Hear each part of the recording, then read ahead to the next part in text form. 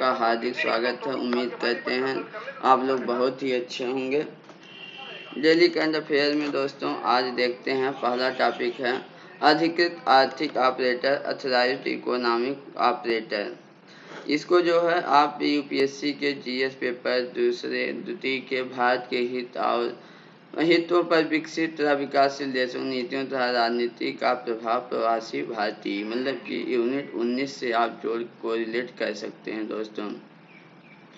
तो चलिए देखते हैं, और इस ये जो है न्यूज में क्यों है, क्या है दोस्तों, इस चीज़ को हम देखते हैं। तो इसमें न्यूज में है दोस्तों इसलिए, ठीक है, कि अभी जो है केंद्रीय प्रत्यक्ष एवं सीमा शुल्क बोर्ड, वो जो है अधिकृत ऑपरेटर के आवेदन की ऑनलाइन फाइलिंग करने की व्यवस्था आरंभ किया है। ये केंद्रीय प्रत्यक्ष एवं सीमा शुल्क बोर्ड ने, ये क्या है, ये जो है नया संस्करण होगा। इससे पहले भी एक ऑनलाइन फाइलिंग का पोर्टल था, वह जो था उसमें उससे ये बेहतर है। ये क्या करेगा, यह निरंतर डिजिटल निगरानी सुनिश्चित करने के लिए इसको जो है डिजाइन किया गया है दोस्तों, ठीक है। तो ये चीजें हैं। आगे देख लेते हैं अधिकृत आर्थिक ऑपरेटर क्या कार्यक्रम क्या है। यह अधिकृत आर्थिक ऑपरेटर कार्यक्रम, मतलब ऑथराइज्ड इकोनॉमिक ऑपरेटर जो है, यह वर्ल्ड कस्टम ऑर्गेनाइजेशन, मतलब विश्व सीमा शुल्क का सेफ फ्रेमवर्क है। उसी के आधार पर जो है यह कार्यक्रम तय किया गया है, संचालित किया जाता है। इस कार्यक्रम का उद्देश्य यह है कि अंतर्राष्ट्रीय आपूर्ति श्रृंखला की सुरक्षा बढ़े तथा वैध जो भी माल है उनकी आवाजाही सुविधाजनक हो, वैध मालों की आवाजाही होने के लिए। यह जो है अधिकृत आर्थिक ऑपरेटर एक स्वैच्छिक अनुपालन कार्यक्रम है। सभी लोग स्वैच्छिक हैं, इसको पालन करना कोई बाध्यता नहीं है। इसकी कार्यप्रणाली कैसे काम करती है, इसको जो है कोई भी ऐसा संगठन जो इसमें इस कार्यक्रम के तहत लगा हुआ है, वह जो है WC, मतलब कि वर्ल्ड कस्टम ऑर्गेनाइजेशन के द्वारा जो है आपूर्ति सुरक्षा मानक के अनुपालन के रूप में अनुमोदित वो ही करता है। और जब अनुमोदित कर दिया जाता है तो इस प्रकार की संस्था, इस प्रकार के जो है व्यक्ति को जो है इससे कुछ लाभ भी मिलते हैं। उस लाभ में क्या उनको मिलता है, वो लाभों में वो निकासी शीघ्रता से कर सकते हैं, कम निरीक्षण उनका किया जाएगा, बेहतर सुरक्षा मिलेगी, आपूर्ति श्रृंखला में भागीदारी मतलब संचार भी होते रहते हैं। ये है। अब इसका जो है WCO, मतलब कि वर्ल्ड कस्टम ऑर्गेनाइजेशन का सेफ फ्रेमवर्क क्या है, जिसके तहत यह कार्यक्रम शुरू किया गया है, ऑथराइज्ड डीलर कार्यक्रम। इसके तहत ये जो है सेफ कार्यक्रम, ये जो जून 2005 में इसको शुरू किया गया था विश्व सीमा शुल्क संगठन के द्वारा। ये किस उद्देश्य से किया गया था, यह वैश्विक व्यापार को सुरक्षित और सुगम बनाने के उद्देश्य से इसे शुरुआत किया गया था, इस सेफ फ्रेमवर्क को। इसमें जो है मेन फोकस किया गया है आतंकवाद के लिए, यह एक निवारक के रूप में कार्य करेगा, राजस्व संग्रह जो भी होते हैं उसको सुरक्षित करेगा, व्यापार की सुविधा को बढ़ावा देगा, और जो है अच्छी तरह से जो निर्धारित मानक हैं उनको काम करे और उस मानक के आधार पे काम करें। इस आधार पे ये जो है सेफ फ्रेमवर्क को शुरू किया गया था जून 2005 में। अगला टॉपिक है कृषि और संरचना कोष। ये कृषि और संरचना कोष आप यूपीएससी के, इसको भी जीएस पेपर तृतीय के कृषि विपणन विद्यम विकास मतलब समावेशी विकास वाले टॉपिक से इसको कोरिलेट कर सकते हैं। क्या है, क्यों है न्यूज में ये है कि ये जो कृषि अवसंरचना कोष है, इसके तहत जो केंद्र सरकार की वित्त करने की कुछ सुविधाएं हैं, केंद्र सरकार इसमें वित्त करती है, उसके संदर्भ में कुछ संशोधन किया गया है। कुछ संशोधन किया है किसने, केंद्रीय मंत्रिमंडल ने। देख लेते हैं कि यह कृषि अवसंरचना कोष एग्रीकल्चर इंफ्रास्ट्रक्चर फंड AIF क्या है। ये AIF, जैसा कि आपको पता होगा, पिछले साल 2020 में कोविड की जब समस्या आई थी तो उस कोविड के विरुद्ध प्रोत्साहन पैकेज के रूप में 20 लाख रुपए घोषणा की गई थी। उस 20 लाख करोड़ की घोषणा में कृषि के लिए, कृषि क्षेत्र को बेहतर बनाने के लिए जो है कृषि अवसंरचना कोष के को भी स्थापित करने की बात की गई थी। इस उद्देश्य से किया गया था कि इसमें जो है फसल के बाद जो बुनियादी ढांचा है वो बेहतर बने, सामुदायिक कृषि संपत्तियों का बेहतर जो है प्रबंधन किया जा सके, और मध्यम लंबी अवधि के ऋण वित्त पोषण की सुविधा प्रदान की जा सके। यह जो है योजना, इसमें पीपीपी के माध्यम से लागू किया जाएगा, मतलब कि पब्लिक प्राइवेट पार्टनरशिप के माध्यम से। इसमें इस बातों को फोकस किया गया है, जैसा कि बोले फसल उपरांत बुनियादी ढांचा को बेहतर बनाने की कोशिश की गई ना। तो फसल उपरांत मतलब कि कोल्ड स्टोरेज रख रखाव करने के लिए, चेन वेयर हाउसिंग मतलब कि उसको भंडार गृह होना चाहिए। ग्रेडिंग करने के लिए, ग्रेडिंग एक ऐसी व्यवस्था होती है जिसमें अच्छे गुण और अच्छे मतलब कि थोड़े से डल जो हैं क्वालिटी को अलग अलग किया जाता है। एग्जाम्पल ले लीजिए, जैसे आलू है तो बेहतर जो बड़े बड़े आलू हैं उसको अलग कर दिया जाए, छोटे छोटे आलूओं को अलग कर दिया जाए, है ना। तो अलग अलग चीज के अलग अलग यूज के लिए अगर कैटेगराइज कर दिया जाए, इस व्यवस्था को ग्रेडिंग कहते हैं हम, ठीक है। उसके बाद पैकेजिंग इकाई, इन चीजों की पैकेजिंग करना, ई ट्रेडिंग प्लेटफॉर्म उसकी बिक्री करना, इस सब के लिए इस योजना के तहत धन उपलब्ध कराया जाएगा और इसकी अवसंरचना बुनियादी जो है ढांचा बन बेहतर हो सके, इसके लिए किया गया है। अभी संशोधन क्या किया गया है, अब संशोधन ये 13 वर्ष तक बढ़ा दी गई है। ये कब तक काम करेगी, 2023 से 2020-21 से लेकर के 2032-33 तक यह योजना कार्यरत रहेगी। इस योजना की विशेषता क्या है, जैसा कि आपको पता है अवसंरचना क्षेत्र को विकसित करना है फसल उपरांत। तो इसमें क्या किया जाएगा, इस अवसंरचना बेहतर बनाने के लिए कोई भी संगठन हो, मान लीजिए कोई संगठन है, वो विपणन सहकारी समिति हो गई, किसानों के संगठन है, उत्पादक संगठन जिसको बोलते हैं, स्वयं सहायता समूह है, खुद किसान भी अगर इंडिविजुअल रूप से, संयुक्त देयता समूह, ज्वाइंट लाइबिलिटी ग्रुप, ये भी एक ग्रुप है सेल्फ हेल्प ग्रुप जैसा ही थोड़ा सा। इसमें बैंक से लोन लेने के लिए एक ग्रुप बनाया गया था 1992 के में। तो वो ऐसे ग्रुप, बहुउद्देशीय सरकारी समिति, कृषि उद्यमी, स्टार्टअप, केंद्रीय एजेंसी या स्थानीय एजेंसी, ये कोई भी इस तरह की कोई भी व्यक्ति जो गांव में इन व्यवस्थाओं को स्थापित करें, मान लीजिए कोई स्टोर हाउस खोलना चाहता है, कोई कोल्ड स्टोरेज खोलना चाहता है, स्थापित करना चाहता है, तो ऐसे करने के लिए इन लोगों को वित्तीय सहायता दी जाएगी। वो वित्तीय सहायता क्या होगी, 1 लाख करोड़ तक की वित्तीय सहायता बैंकों से दिया जा सकता है ऐसे लाभार्थियों को, इन अवसंरचनाओं को, इन ढांचाओं को स्थापित करने के लिए। इसके जो ये ऋण दिया जाएगा 1 लाख करोड़ का, इसका जो है न्यूनतम 6 महीने और अधिकतम दो वर्ष के अधीन इसका अलग अलग पुनर्भुगतान किया जा सकता है। याद रखिएगा, इसमें एक ब्याज सबवेंशन भी दिया जाएगा। ब्याज सबवेंशन एक ऐसी व्यवस्था होती है जिसमें ये होता है कि टाइम फिक्स कर दी जाती है कि अगर उस टाइम के बीच अगर आप जमा करेंगे तो कम लगेगा ब्याज। मान लीजिए कि ऐसा कह दिया जाए कि आप जो है अगर इसको 5 साल के अंदर कर देते हैं तो उसको क्या करना होगा, 3% लगेगा। अगर जो है 5 साल के बाद आप करते हैं तब इस पे 7% लगेगा ब्याज। तो इस व्यवस्था को ब्याज सबवेंशन स्कीम बोलते हैं। तो अगर 2 करोड़ तक की अगर कोई रुपया लेता है तो 2 करोड़ तक में जो है अधिकतम 7 साल तक के लिए ब्याज सबवेंशन दिया गया है। मतलब 7 साल तक आपको क्या होगा, 13 साल की स्कीम है, 7 साल तक अगर आप जमा कर देते हैं ऋण को तो आपको 3% प्रतिवर्ष लगेगा। लेकिन अगर 7 साल तक आप नहीं कर पाते हैं तो क्या लगेगा, तब जो है सामान्य मार्केट का जो ब्याज है उस ब्याज से आपको उस ऋण का भुगतान करना होगा। इस व्यवस्था को ब्याज सबवेंशन बोलते हैं। तो इसमें ब्याज सबवेंशन की भी व्यवस्था की गई है। अगला जो है इस ऋण में क्या है, CGTMSE योजना भी लागू में भी इस पे लागू होगी, अप्लीकेबल होगी। ये क्या है, ये जो है credit guarantee fund trust for micro and small enterprises, इस योजना को बोलते हैं। मतलब कि सूक्ष्म लघु उद्यमों के लिए क्रेडिट गारंटी फंड ट्रस्ट। यह क्या है, यह एक ऐसी योजना है कि जैसा कि आप जानते होंगे कि अगर बैंक में आप पैसे जमा करते हैं और बैंक कल के करप्ट हो जाता है, बंद हो जाता है, कोई दिक्कत होती है, तो आपको फिक्स कर दिया जाता है भैया आपके जो है इतना पैसा वापस होगा, आपका चाहे जितना हो। पहले 1 लाख रुपए था, अब जो है वो 5 लाख हो गया। कि अगर आपका 10 लाख रुपए बैंक में जमा और बैंक कल के करप्ट हो गया, बंद हो गया, फ्रॉड हो गया, तो आपको 10 लाख रुपए नहीं मिलेंगे, अधिकतम 5 लाख ही मिलेंगे। अगर 5 लाख जिस व्यक्ति का बैंक में जमा उसको भी 5 लाख मिलेगा, किसी को 50 लाख जमा उसको भी 5 लाख मिलेगा। मतलब कि इस तरह तो इस योजना के तहत जो ऋण दिया जाएगा वह ऋण भी क्या है, इस योजना के तहत मतलब कि जितना ऋण दिया जाएगा या किसी का इस ऋण के तहत पैसा जमा है तो वो 2 करोड़ रुपए तक उसको क्या मिलेगा, इस पे जो है इंश्योरेंस प्रदान किया गया है, क्रेडिट गारंटी दी गई है। अगला इसमें जो है इसकी विशेषता इस योजना के प्रबंधन। प्रबंधन क्या होगा? इसका प्रबंधन एक ऑनलाइन प्रबंधन सूचना प्रणाली मतलब मैनेजमेंट इंफॉर्मेशन सिस्टम MIS के माध्यम से इसका क्या किया जाएगा? प्रबंधन और निगरानी की जाएगी, जिससे डाटाओं का कलेक्शन और चीजें आसान हो जाएंगी।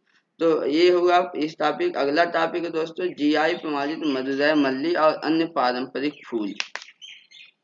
ये GI आधारित प्रमाणित मदुरई मल्ली और अन्य पारंपरिक फूल क्या है, क्यों नहीं में? अभी जो है तमिलनाडु में ये जो है फूल GI प्रमाणित हैं। ये जो है इनका निर्यात, इन फूलों का अमेरिका और दुबई में अच्छा खासा निर्यात किया गया, इसलिए न्यूज है। देख लेते हैं क्या है, क्यों हुआ। अब निर्यात जो किया गया है दुबई में और अमेरिका में, इसलिए किया गया है कि विदेश में रहने वाले जो भारतीय हैं वो भारतीय घर और मंदिरों में देवताओं को चढ़ाने के लिए इन फूलों की खासा मांग रहती है, खासा डिमांड है। मदुरै मल्ली और जो है अन्य फूल भी हैं, जो हैं भारतीय फूल हैं। अन्य में जैसे पारंपरिक फूल में क्या है, बटन गुलाब है, लिली है, चमंथी है, मैरीगोल्ड मतलब जिसको आप क्या बोलते हैं, गेंदा बोलते हैं, है ना। तो ये सारी चीजों का बहुत ज्यादा मांग है विदेशों में भारतीय जो रहते हैं, ठीक है। अब ये जो निर्यात किया गया है अभी दुबई और अमेरिका में, उसके लिए एपीडा जो है इन पंजीकृत कंपनियों की मदद की है। अब एपीडा भी तो भाई, एपीडा तो समझना पड़ेगा एपीडा क्या है। तो इसने क्या है, हाल में कुछ दिनों से जो है एपीडा भारतीय जो भी कृषि उत्पाद होते हैं उसको अंतरराष्ट्रीय बाजार में निर्यात हेतु बहुत सहायता कर रही है। यह जो है सहायता में उसने क्या किया, इसमें और सहायता में तमिलनाडु की कृषि विश्वविद्यालय ने भी सहायता किया है फूलों के निर्यात को बढ़ाने के लिए, और इसके निर्यात को बढ़ाने के लिए, इसके उत्पादन को बढ़ाने के लिए तमिलनाडु की कृषि विश्वविद्यालय ने भी बहुत मेहनत किया है। ये भी ध्यान रखिए कि जो प्रतिवर्ष जो है फूलों का निर्यात जो है यह अच्छा खासा होता है। 2020-21 में ही 66.28 करोड़ रुपए का निर्यात किया गया था। ये निर्यात सामान्यतः USA, UAE, यूनाइटेड अरब अमीरात, सिंगापुर जैसे अधिकांश देशों में किया जाता है जहां पर भारतीय प्रवासी अधिक मात्रा में रहते हैं। उसमें भी याद रखिए जो फूलों का निर्यात होता है उसमें सबसे ज्यादा निर्यात तमिलनाडु से होता है। सोच लीजिए 66 में से 11 मतलब कि 11.84 करोड़ मात्र तमिलनाडु से ही निर्यात किया गया। एक चीज और है चमेली, जिसको बोलते हैं जैस्मिन, हिंदी में इंग्लिश में बोलते हैं और चमेली हिंदी में बोलते हैं।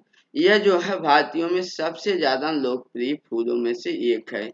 इसको जो है इस फूलों की वजह से खुद मदुरई के मीनाक्षी मंदिर के वैभव का भी ये पर्याप्त है। जैस्मिन मतलब चमेली। एक बात और ध्यान रखिएगा कि इसी मदुरई को क्या बोला जाता है, सिटी ऑफ फ्लावर भी बोला जाता है इसी की वजह से ना। अब देख लेते हैं भौगोलिक संकेतक क्या है। भौगोलिक संकेतक जैसा कि आपको पता है जिसको जियोग्राफिकल इंडेक्स भी बोलते हैं, यह उत्पादों के लिए प्रयोग किया जाता है और इसका मतलब यह हुआ कि वह जो है किसी विशिष्ट भौगोलिक क्षेत्र को स्पष्ट करता है।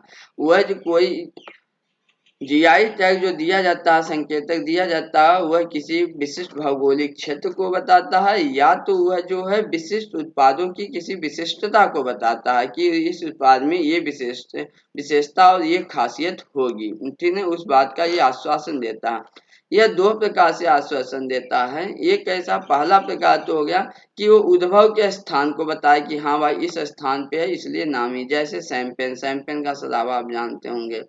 ये जो बहुत फेमस है सैंपेन, कहाँ पर है, ये यूरोप में है।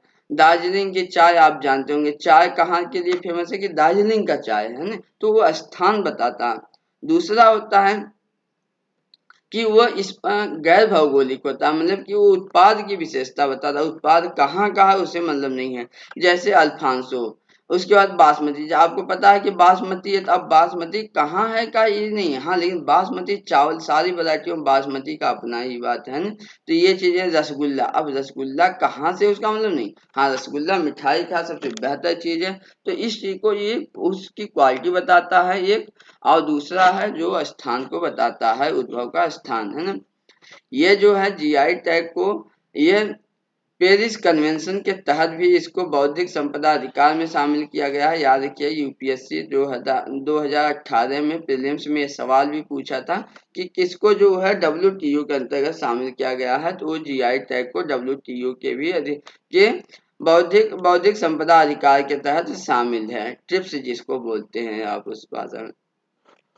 अगला देख लेते हैं एपीडा क्या है ना, जो निर्यात के दिनों के लिए हाल ही में कृषि के निर्यात के लिए बहुत ज्यादा काम कर रहा है भारतीय निर्यात को बढ़ाने के लिए। देखते हैं ये एपीडा क्या है। एपीडा का फुल फॉर्म है कृषि और प्रसंस्कृत खाद्य उत्पाद निर्यात विकास प्राधिकरण, means agriculture and processed food product export development authority. APEDA इसकी स्थापना जो है 1985 में किया गया था और यह एक अधिनियम के तहत किया गया था।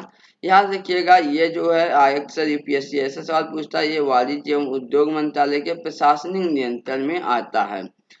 ये याद रखिए कृषि मंत्रालय के अंतर्गत नहीं आता, वाणिज्य एवं उद्योग मंत्रालय के लिए आता है। वाणिज्य करने के लिए इसका मतलब स्थापित किया गया है। ये जो है मुख्यतः क्या फोकस करता है, कुछ निर्यात और संवर्धन, निर्यात को बढ़ाने के लिए और विकास करने पे फोकस करता है। किन चीजों को, फल की, सब्जी के, उन फल और सब्जियों के उत्पाद का, मांस उत्पाद के लिए, पोल्ट्री उत्पाद के लिए, डेयरी उत्पाद, कन्फेक्शनरी, बिस्कुट, बेकरी उत्पाद, शहद, गुड़, चीनी उत्पाद, कोको आदि जैसे जो है पदार्थों के उत्पादों के का निर्यात और उसके विकास की जिम्मेदारी इसको सौंपी गई है और ये इसके संवर्धन का काम करता है।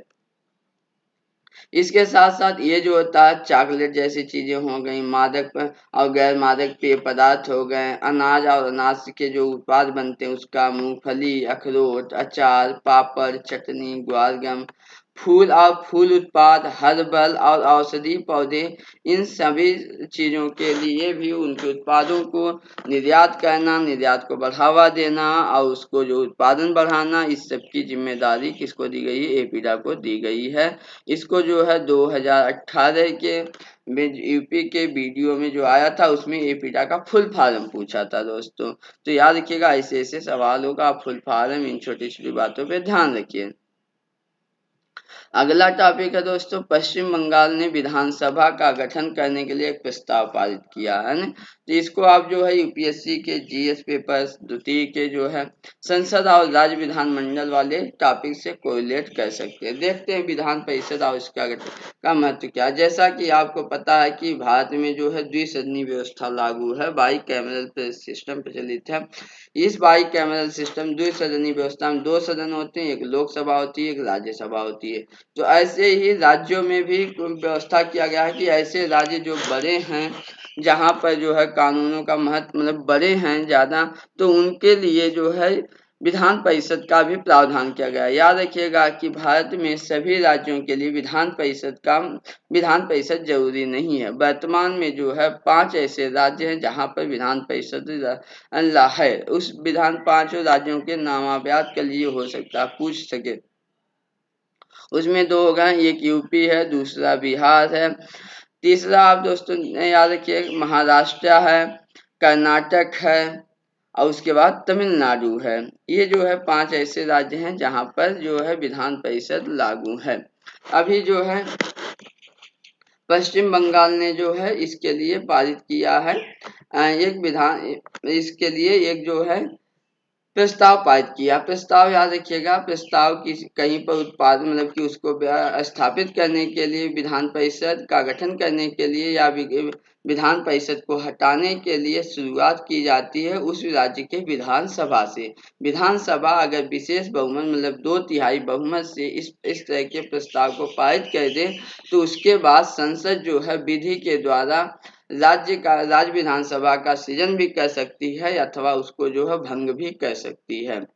यूपीएससी याद रखिएगा ऐसे सवाल पूछती है, अभी पूछा था कि ऐसा कौन सा वो है कि जहां पर एक यूपीएससी ने 2019 में सवाल पूछा था कि कौन सा ऐसा व्यवस्था है जिसमें जो है उसका उत्पादन तो किया मतलब कि उसको भंग तो नहीं किया जा सकता, लेकिन उसका उत्साधन मतलब कि उसको जो है हटाया जा सकता है, बिल्कुल। तो ऑप्शन में दिया था जैसे विधानसभा, विधान परिषद, लोकसभा, राज्यसभा। तो याद रखिएगा कि इसमें का विधान परिषद ही एक ऐसी संस्था है जिसको भंग तो नहीं किया जा सकता, यह एक अस्थाई है जो मतलब कि चलती रहती है, लेकिन हाँ इसका उत्साधन मतलब इलिमिनेट या हटा दिया जा सकता है, ये चीज है। तो ऐसी भी बातें ध्यान रखिएगा। अब इसके सदन में कैसे संख्या होती है इसको जो समझ लीजिए कि संविधान याद रखिएगा, इसमें का जो है अनुच्छेद पूछता है, पीसीएस में अक्सर एक सवाल पूछता है कि किस अनुच्छेद के तहत विधान परिषद का गठन किया जाता है। तो अनुच्छेद याद रखिएगा, अक्सर इसे सवाल पूछता है। तो अनुच्छेद 169 के तहत विधान परिषद का सृजन या उत्साधन किया जा सकता है। सदन में इसके विधान परिषद के सदस्यों की संख्या जो है ये वह कही गई है अनुच्छेद 171 में। इस अनुच्छेद 171 खंड 1 के अनुसार ये बात कही गई है कि किसी भी विधान परिषद में उस राज्य की विधानसभा के सदस्यों की कुल संख्या की 1/3 से अधिक नहीं हो सकता। मतलब अगर 300 किसी राज्य में विधान सभा में मतलब एमएलए की संख्या है तो 100 से अधिक जो है संख्या नहीं हो सकती विधान परिषद में। दूसरी बात की गई है किसी भी विधान परिषद में 40 से कम भी नहीं हो सकते, कम से कम 40 सदस्य होंगे ही होंगे। इसका मतलब ये हो गया कि कोई भी ऐसी इसका मतलब ये हुआ कि कोई भी राज्य जहां पर 120 से कम विधानसभा सदस्य हैं तो इसका मतलब वहां पर विधान परिषद नहीं हो सकती, क्योंकि 1/3 से कम मतलब 40 से कम नहीं होना चाहिए। अगला इसमें देखते हैं कि विधान परिषद सदस्यों का निर्वाचन कैसे होता है। तो इसके लिए 5 व्यवस्था की गई है। 1/3 सदस्य का चुनाव जो है वह राज्यों के एमएलए द्वारा किया जाएगा, विधानसभा सदस्यों के द्वारा किया जाता है। 1/3 सदस्य का जो चयन है वो चुनाव है वो नगर पालिका, जिला बोर्ड और अन्य स्थानीय संस्था द्वारा किया जाता है। जबकि वहीं 1/12 सदस्य वो अध्यापक जो अध्यापकों से चुने जाते हैं, जो क्या होते हैं मिडिल क्लास और प्राइमरी के शिक्षकों से निर्वाचित होते हैं। 1/12 सदस्य जो है स्नातक, पंजीकृत स्नातक से स्नातकों द्वारा जो है चयनित किए जाते हैं, चुने जाते हैं। 1/6 सदस्य राज्यपाल द्वारा नामित किए जाते हैं। राज्यपाल 5 क्षेत्रों से, याद रखिएगा, केंद्र के संदर्भ में जो है राष्ट्रपति ऐसे जो विधान सॉरी राज्यसभा में नियुक्ति कर मनोनीत करते हैं वो 5 क्षेत्र से, लेकिन जबकि राज्यपाल 6 क्षेत्रों से करते हैं। उसमें है साहित्य है, विज्ञान, कला, सहकारिता आंदोलन, सॉरी 5 से करते हैं राज्यों में, जबकि 4 से करते हैं विधान राष्ट्रपति कहते हैं। साहित्य, विज्ञान, कला, सहकारिता आंदोलन और समाज सेवा। जबकि राष्ट्रपति जो है विधान राज्यसभा में जो है गठन करने के लिए ये सहकारिता आंदोलन की बात शर्त नहीं होती है और सारी चीज यही होती है, कह सकते हैं।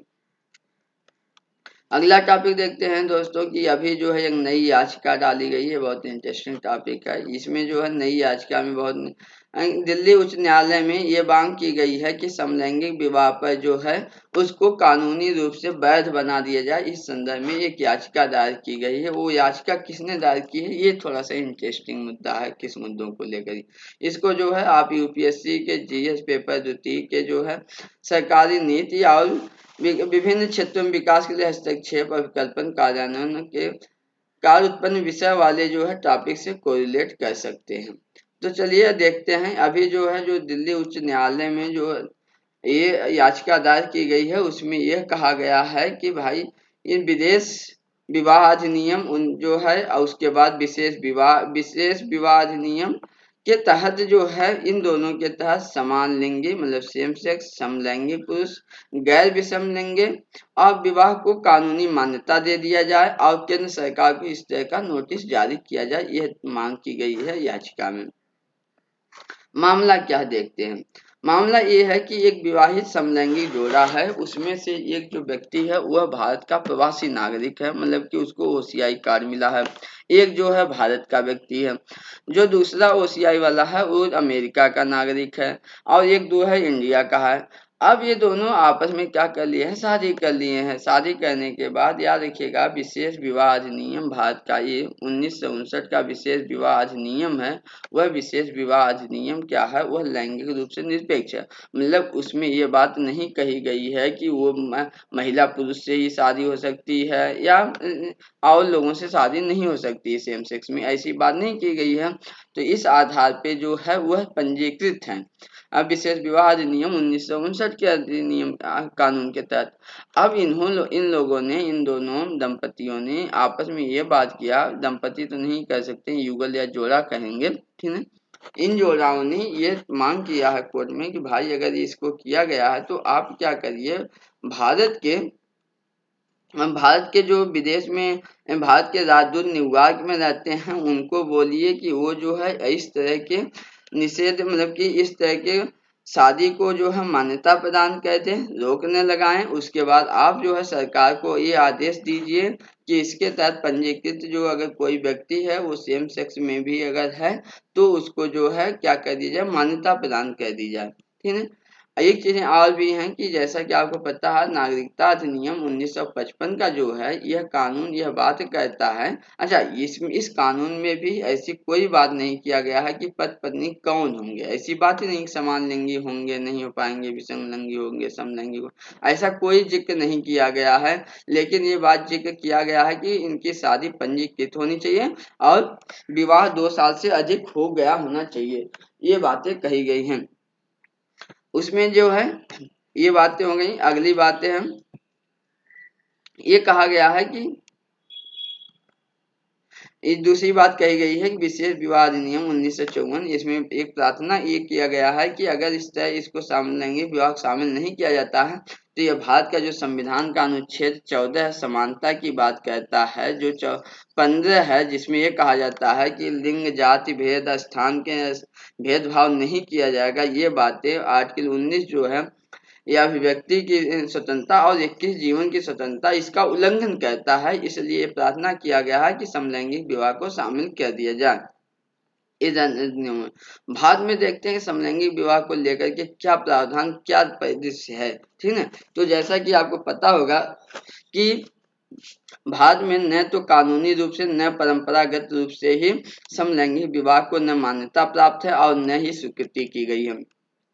हालांकि नवतेज सिंह जौहर बनाम भारत संघ के मामले में जो है सर्वोच्च न्यायालय ने समलैंगिक को वैध तो बना दिया लेकिन वो एक सीमित अर्थ में ही वैध बनाया। इसका मतलब ये हुआ कि पहले एक धारा 377 था, उस धारा में ये बात कही गई थी कि अगर कोई भी व्यक्ति वह मतलब कि समलैंगिक मतलब विषम लैंगिक नहीं है, समलैंगिकता में करता है तो वह जो है प्रकृति के नियम के विरुद्ध है, तो इसलिए वह क्या होगा, अपराध होगा और वो जो उसके ऊपर जो है अपराधी घोषित कर दिया जाएगा। इस चीज को जो है सिर्फ सुप्रीम कोर्ट ने हटाया कि नहीं नहीं ऐसा नहीं है, कोई अगर सेम सेक्स में अगर कुछ कर लिया तो वो गैर अपराध हो गया, वो मतलब अपराध हो गया, बोला सुप्रीम कोर्ट नहीं नहीं ये भाई गैर अपराध नहीं, मतलब कि अपराध नहीं है, कोई बात नहीं, दोनों अगर मर्जी से अपने कुछ भी कर रही हैं वो उनकी स्वतंत्रता है।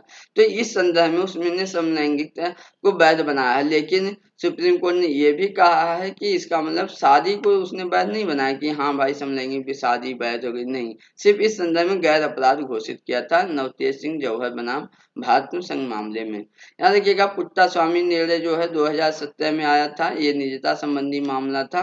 इसमें और नवतेज सिंह जौहर मामले में इन दोनों में जो है मौलिक अधिकार नहीं प्रदान किया गया। याद रखिए इसका मतलब ये नहीं हुआ कि भाई हम समलैंगिक हैं तो शादी कर लेंगे, ये है मौलिक, ऐसा कोई बात ही नहीं की गई दोनों में।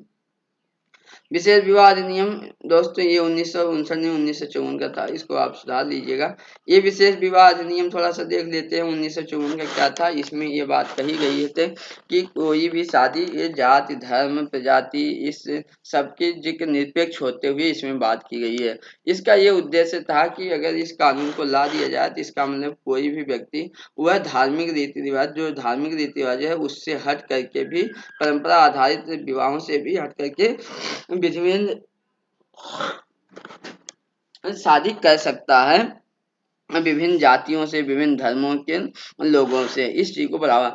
और धार्मिक शादी को जो है अंतर विवाह अंतर धार्मिक अंतर प्रजाति भी शादी को बढ़ावा देने के लिए ये उद्देश्य रखा गया है कि विवाह को एक धर्म निरपेक्ष बना दिया जाए। इस उद्देश्य से इसको लागू किया गया था, लाया गया था। इसमें क्या प्रावधान है? इसके तहत ये प्रावधान है कि अगर कोई भी व्यक्ति जो इस के तहत रजिस्टर्ड होना चाहता है, वह सबसे पहले जिले के विवाह अधिकारी को एक सूचना देगा कि हम हैं और हमारे साथ ये हैं, इनसे हम शादी कर रहे हैं। ठीक है। अब क्या करेगा ये जिले का विवाह अधिकारी, वो क्या करेगा, इतनी बात रख देगा कि ठीक है, अगर कहते हैं तो आपको 30 दिन के लिए एक सूचना प्रसार के लिए, किसी को आपत्ति तो नहीं है, इस बात का वो क्या करेगा, एक सूचना जारी कर देगा, एक रजिस्टर कोर्ट पे जारी कर देगा अपने रजिस्टर में, और सूचना पट पे कर देगा कि किसी को अगर आपत्ति है तो आपत्ति दर्ज करवा ले। ठीक, इस तरह के ये सूचना कर देगा। और दूसरी बात, इसमें जो है विवाह अधिकारी जब इतनी बात सूचना कहता है तो सूचना प्रकाशित करने में ये भी बात कहता है कौन पक्षकार का क्या नाम है, जो लोग शादी करना चाहते हैं उनकी जन्मतिथि क्या है, उनका आयु क्या है, व्यवसाय क्या है, माता पिता का नाम, पता क्या है, पिन कोड क्या है, पहचान जानकारी, फोन नंबर, इन सारी चीजों को क्या कहता है वो विवाह अधिकारी प्रकाशित कर देता है कि ये सब है। अब किसी को अगर कोई आपत्ति हो, कोई दिक्कत हो तो वो उठा दे। अगर 30 दिन के भीतर कोई आपत्ति नहीं उठाई गई तो इसका मतलब ठीक है, उसको रजिस्टर्ड कर दिया जाएगा, पंजीकृत करवा दिया जाएगा कि ठीक भाई किसी आपत्ति नहीं, अब आप लोग शादी कर लो। ये है। इसके लिए ये भी होना चाहिए कि कम से कम वो व्यक्ति 30 दिन भारत में निवास करता हो, उस जिले में, जिस जिले में होगा उस जिले में कम से कम व्यक्ति 30 दिन रहता हो, तभी जो है उस जिले में संपन्न होगा ये चीजें, है ना। इसकी आलोचना क्या होती, थोड़ी सी इस अधिनियम की आलोचना होती है। आलोचना ये होती है कि शादी होने के बाद जो होती है, इतने दिनों के बाद भी किसी परिवार को पता चल जाता है कि अरे भाई ये हुआ, तो वो क्या करता है, बहुत ज्यादा परिवार बल प्रयोग करता है कि ये बहकाया गया, ये किया गया वगैरह वगैरह, है ना। उसके बाद निजता का भी मामला उठ जाता, भाई आपने कह दिया फिर अब क्या हो रहा है, तो धर्म परिवर्तन का दबाव बना जाता। ये सब इसकी थोड़ी सी आलोचना है। इस आधार पे धर्म परिवर्तन भी आसानी से हो जाता है ना। तो ये सारी चीजें दोस्तों इसकी आधार आलोचनाएं भी हैं। ये रहा हमारा आज का टॉपिक। आप जो है ये कर्मयोगी सिविल सर्विसेज चैनल को जो है सब्सक्राइब कर दीजिएगा, दोस्तों को लाइक शेयर भी कर दीजिएगा, लाइक कर दीजिएगा। आपके लिए बहुत मेहनत से बना रहे हैं वीडियो, आप रोज देखिए, डेली का डेली देखिए। आपकी बेहतर परिणाम के लिए, अच्छे परिणाम के लिए आपको हम पीडीएफ भी दे रहे हैं, पढ़ा भी रहे हैं। आप पीडीएफ इसकी जो है डाउनलोड कर लीजिए। आप चले इसमें जो है यूट्यूब चैनल के डिस्क्रिप्शन बॉक्स में आप चले जाइए, वहां से जो है इसको इसमें लिंक मिल जाएगा और उसको आप क्या कर लीजिए, वहां से डाउनलोड कर लीजिए। दोस्तों एक कल का करंट अफेयर्स है, ये अभी जो है इसको करने में थोड़ी सी कल नहीं हम कर पाए, थोड़ा एक एक्सीडेंट में थोड़ी सी चोट लग गई है हल्की सी, तो इसलिए जो है दोस्तों आज हम बना रहे हैं। आप देखते रहिए। आप ये भी पता है संडे को हम नहीं देते हैं, लेकिन कल वाला छूटा हुआ था, इसलिए आपकी पढ़ाई में कोई होने बाधा ना आए, इसलिए आज फिर मेहनत करके इसको दे रहे हैं। ठीक है दोस्तों, धन्यवाद।